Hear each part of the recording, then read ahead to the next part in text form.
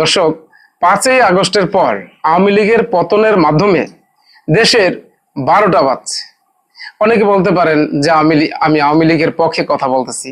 বিষয়টি না, দেশের 12টা কিভাবে বাজছে দেখেন। যে যত বন্দী ছিল এই বন্দীদেরকে ছেড়ে দেওয়া হয়েছে।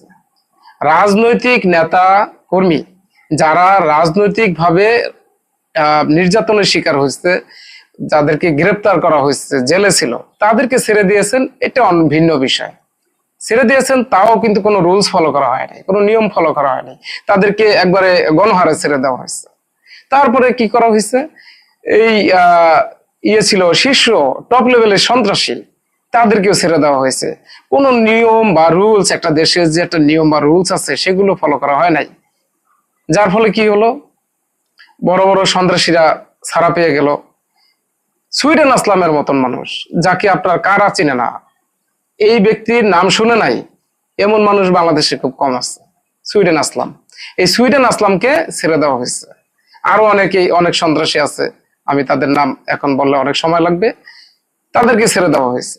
এতে কি হয়েছে জানেন, জনগণ আতঙ্কের মধ্যে পড়ে গেছে এবং দেশে অন্যায় অত্যাচার দেখছেন তো কি ঘটছে, কত কিছু ঘটছে।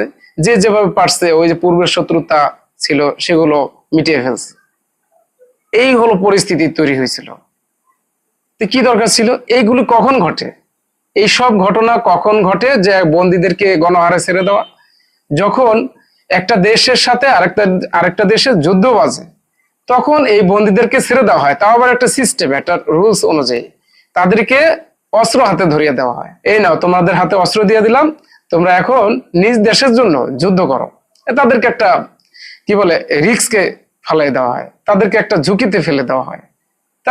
তাদেরকে দিয়ে যুদ্ধ করানো হয়। যেমন রাশিয়া ইউক্রেন যুদ্ধে রাশিয়া সরকার বন্দীদেরকে ছেড়ে দিয়ে তারপরে ইউক্রেনে পাঠিয়ে দিয়েছে অস্ত্র দিয়ে, তাদের সেই যুদ্ধ করার জন্য। সেটা আমরা দেখেছি। তো বাংলাদেশে কি এমন কোনো ঘটনা ঘটছে যে বাংলাদেশে এই বন্দীদেরকে, এত বড় বড় টপ লেভেলের সন্ত্রাসীদেরকে ছাড়তে হবে? ভাগ্যিস যে সুব্রত বাইন 5ই আগস্টের আগে গ্রেপ্তার হয় নাই। যদি গ্রেপ্তার হইতো তাহলে কিন্তু এই ব্যক্তিকে আজকে এত কষ্ট করে 3 ঘন্টা অভিযান চালিয়ে আজকে তাকে কুষ্টিয়া থেকে গ্রেপ্তার করতে হতো না।